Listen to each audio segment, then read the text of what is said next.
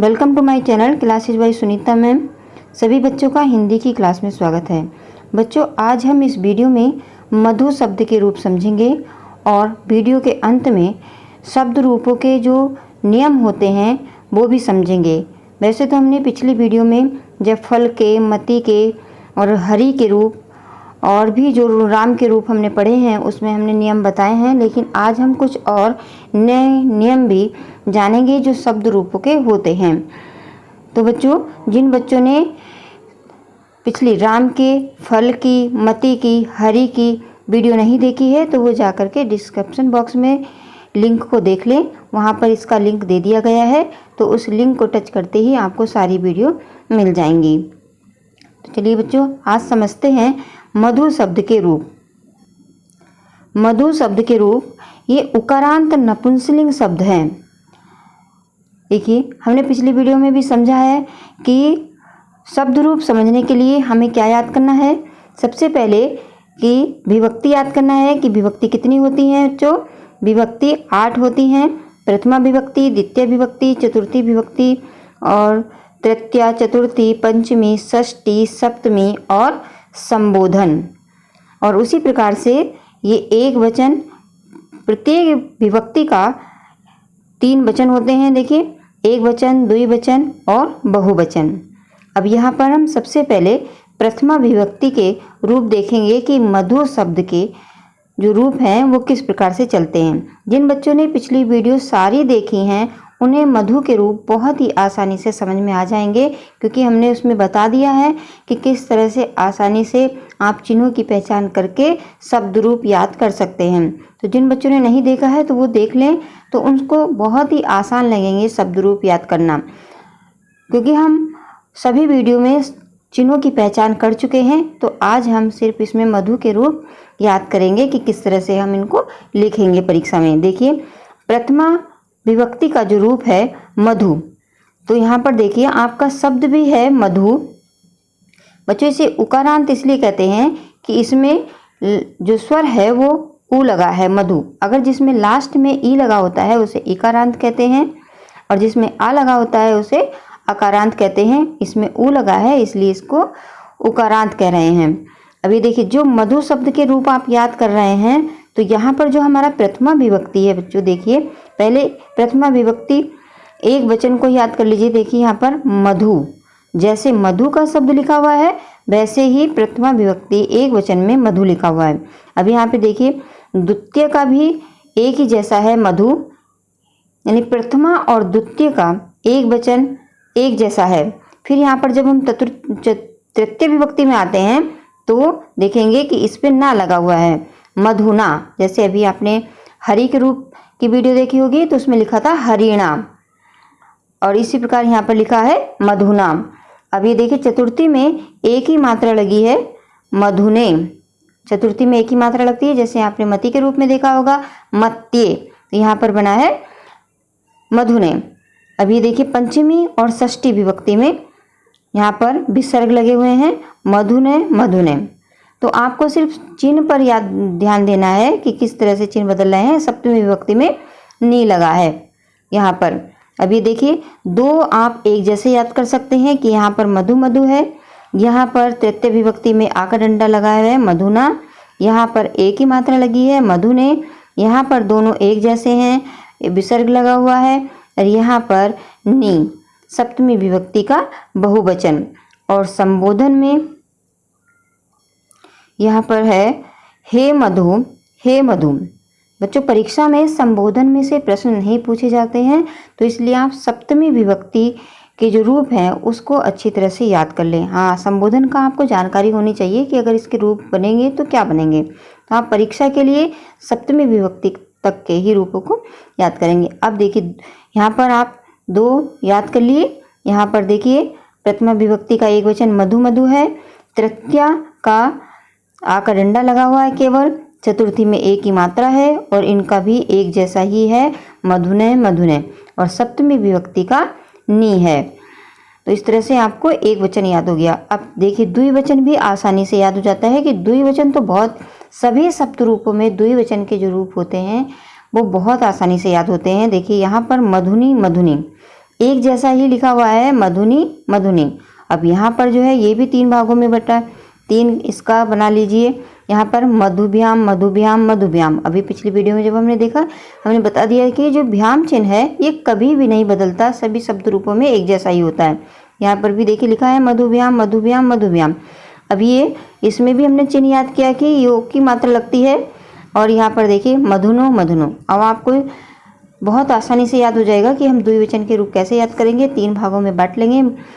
जो प्रथमा और द्वितीय है वो मधुनी मधुनी है, और ये तृतीय चतुर्थी पंचमी मधुभ्याम मधुभ्याम मधुभ्याम है। षष्ठी सप्तमी मधुनो और मधुनो है। इस प्रकार से थोड़ा सा तो ध्यान देना ही पड़ेगा बच्चों आपको कि इसमें द्विवचन के कैसे बनते हैं और एक वचन के कैसे बनते हैं। अब देखिए, अब देखते हैं बहुवचन। बहुवचन का भी देखिए एक जैसा ही है दोनों। ये देखिए दोनों एक जैसे हैं, मधुनी और मधुनी। यहाँ पर एक जैसा बन रहा है।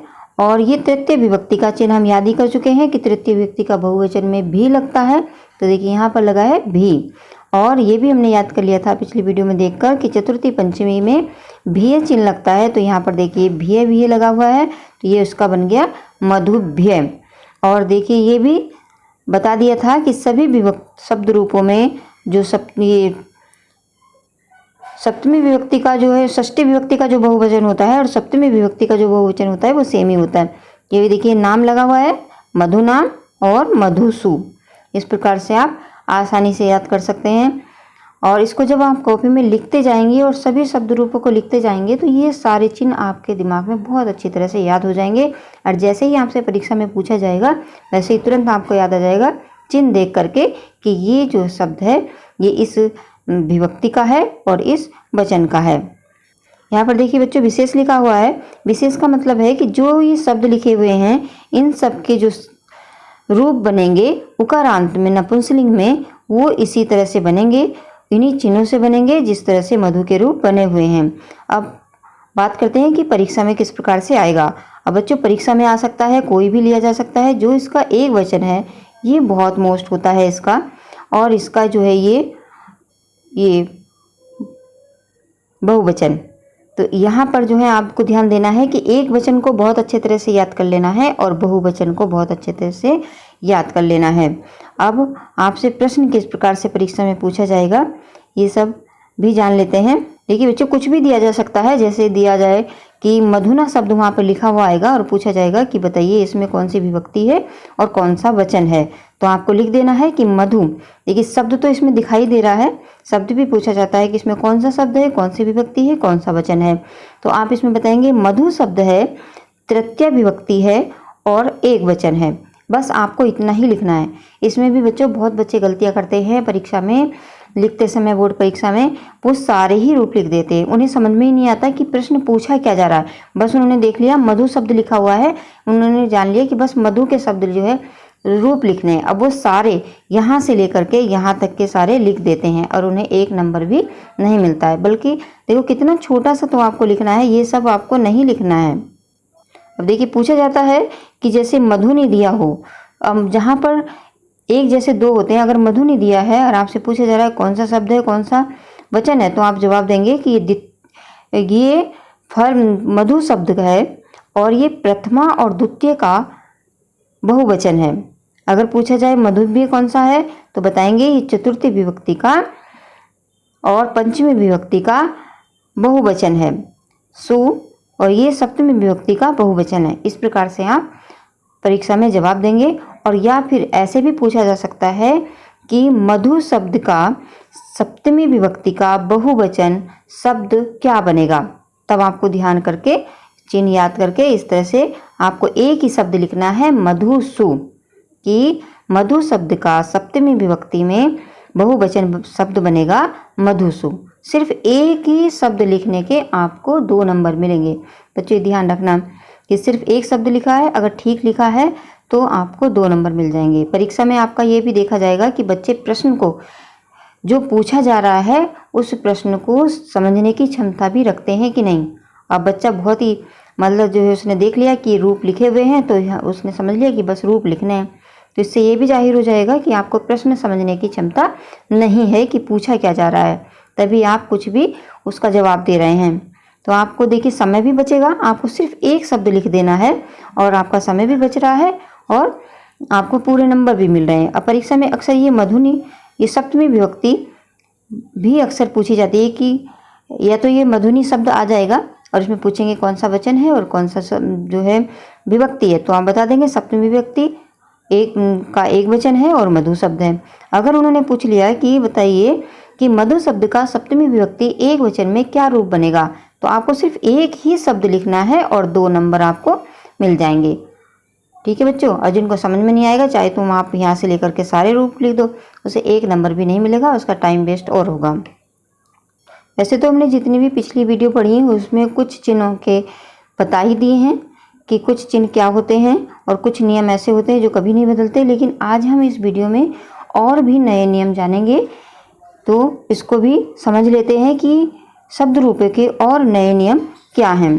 देखिए, संस्कृत भाषा में नए शब्दों के विभिन्न रूप बनाते समय निम्नलिखित बातों का ध्यान रखना चाहिए। इसमें हम समझेंगे कि हमें शब्द रूप बनाते समय क्या क्या ध्यान रखना है। पहला है कि एक प्रकार के कुछ शब्दों अथवा धातुओं के रूप को याद कर लेना चाहिए, ताकि जब दूसरे शब्द या धातु के रूप लिखना हो तो उसे इससे मिलकर इनसे अंतर समझकर इनके समान वर्ग वाले शब्द की तरह इन शब्दों का रूप चलाना चाहिए। मतलब जो जिनके शब्द रूप एक जैसे चलते हैं उन शब्दों का एक अगर आपको याद हो गया तो बाकी जितने भी शब्द रूप हैं वो उसी प्रकार से चलेंगे। दूसरा इसका नियम है कि नए शब्द का रूप बनाते समय उसका लिंग, शब्दांत, स्वर अथवा व्यंजन को देखकर उसी लिंग के, उसी स्वर अथवा शब्दांत के स्वर या व्यंजन के अनुसार उसका रूप बना लेना चाहिए। जैसे बच्चों, यदि बालक शब्द का रूप याद है तो बालक की भांति ही राम, ईश्वर, छात्र, गज, निरब, बानर, देव आदि सभी अकारांत शब्दों के रूप बनेंगे। इस प्रकार कवि शब्द के रूप के आधार पर मुनि, कपि, हरि, रवि और गिरि, निधि शब्दों के रूप बनेंगे। जैसे बच्चों आपने राम के रूप याद कर लिए हैं अच्छी तरह से, तो अगर आपको राम के रूप याद हैं तो हम बालक के भी उसी प्रकार से लिखे जाएंगे, ईश्वर के भी, छात्र के भी, गज के भी, नृप के भी और बानर के भी, देव के भी। तो कुछ ऐसे शब्द रूप होते हैं जो एक जैसे ही लिखे जाते हैं, उनके चिन्ह जो है एक जैसे ही होते हैं। उसी प्रकार से जैसे कवि है, कवि के अगर आपको याद हो गए तो आप मुनि, जैसे आपको हरि के रूप में याद करा दिए हैं, अगर हरि के रूप आपको याद है और आपको मुनि के, कवि के, रवि के, गिरि के, विधि के लिखने पड़ गए तो बच्चों बिल्कुल हरि के जैसे ही ये शब्द रूप भी बन जाएंगे, उसी प्रकार से चिन्ह लगेंगे जैसे कि हरि के रूप में लगे थे। तीसरा नियम है बच्चों, अकारांत पुल्लिंग शब्दों और सर्वनाम तथा संख्यावाचक विशेषण शब्दों को छोड़कर अन्य शब्दों के पंचमी विभक्ति और षष्ठी विभक्ति के एक वचन एक रूप के समान होते हैं। ये नियम भी हमने बता दिया है आपको, ये सब आप बच्चे जानते ही होंगे। फिर है अगला नियम है, संबोधन के द्विवचन तथा बहुवचन प्राय प्रथमा विभक्ति द्विवचन व बहुवचन के समान होते हैं। पांचवा नियम है बच्चों कि सभी सर्वनाम शब्दों के रूप एक समान एक रूप जैसे होते हैं। चतुर्थी और पंचमी विभक्ति के बहुवचन में रूप एक समान रूप होते हैं। चतुर्थी और पंचमी का एक जैसा ही होता है, जैसे कि आपने चिन्ह याद कर लिए हैं चतुर्थी विभक्ति के और पंचमी विभक्ति के, आपको पता है कि उनके चिन्ह एक जैसे ही होते हैं। षष्ठी विभक्ति के बहुवचन के अंतर में देखिए नाम और नाम, ये सब हम याद कर चुके हैं कि नाम और नाम आता है। सप्तमी विभक्ति के बहुवचन के अंतर में सु आता है अथवा ये सु प्रयुक्त किया जाता है।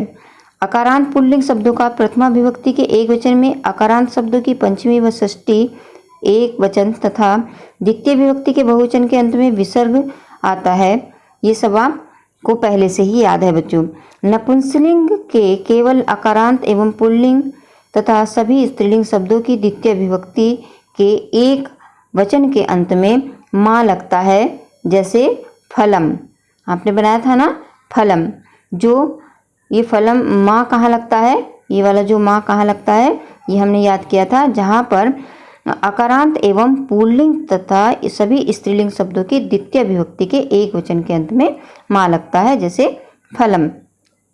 नपुंसकलिंग में प्रथमा व द्वितीय विभक्ति में जो रूप बनते हैं वो भी एक समान बनते हैं। 12वां नियम है, प्रथमा और द्वितीय विभक्ति के द्विवचन तथा तृतीय चतुर्थी और पंचमी विभक्ति के द्विवचन तथा षष्ठी और सप्तमी विभक्ति के द्विवचन एक जैसे होते हैं। ये सारे नियम हमने पिछली वीडियो में लिख लिख के बच्चों आपको बता दिए हैं। अब जानिए कुछ विशेष बातें। लिंग, वचन और कारक विभक्ति चिन्ह के आधार पर संज्ञा शब्दों के रूप में परिवर्तित होते रहते हैं। ये सब हम समझेंगे जब हम कारक चिन्ह समझ लेंगे। अगली वीडियो में हम जब कारक समझेंगे, कारक चिन्ह समझेंगे, तब आपको ये सब समझ में आ जाएगा। अभी देखिए कुछ विशेष सूचना है। देखिए यहाँ पर कि अकारांत, जिन शब्दों के अंतिम स्वर में आ होता है वहाँ अकारांत होते हैं। जैसे राम, राम बोल रहे हैं, अंत में आ है। बालक, बालक में आ है, तो ऐसे को कहेंगे जिसके अंत में आ लगा होगा उसे कहेंगे अकारांत, अकारांत हैं ये। और जिसके अंत में ई लगा होगा उन्हें क्या कहते हैं? इकारांत कहते हैं। जैसे हरि है, मति है, इनमें लास्ट में अंतिम स्वर ई की मात्रा है, तो यहाँ पर कहेंगे इन्हें इकारांत शब्द रूप। जिनके लास्ट में उ लगता है उकारांत, जिन शब्दों के अंत में अंतिम स्वर उ होता है तो उन्हें उकारांत कहते हैं, जैसे मधु, शिशु आदि। तो बच्चों आज हमने इस वीडियो में मधु शब्द के रूप समझे। मुझे आशा है कि आप सबको ये मधु के रूप अच्छी तरह से समझ में आ गए होंगे। अगर समझ में आ गए हैं तो वीडियो को लाइक करिए, और जिन बच्चों ने सब्सक्राइब नहीं किया है वो बच्चे सब्सक्राइब जरूर कर लें, क्योंकि हम यहाँ पर इस चैनल पर हाई स्कूल की और इंटर की और अन्य क्लासों की जो हिंदी की पढ़ाई है बहुत अच्छी तरह से करने वाले हैं। जो बच्चे चैनल पर लगातार जितनी भी वीडियो अपलोड की जा रही हैं वो नियमित रूप से देखते रहेंगे तो वो बच्चे ज़रूर अच्छे नंबर प्राप्त करेंगे। और बच्चों इस वीडियो को देख करके अपने मित्रों के साथ शेयर करना बिल्कुल भी ना भूलें। धन्यवाद।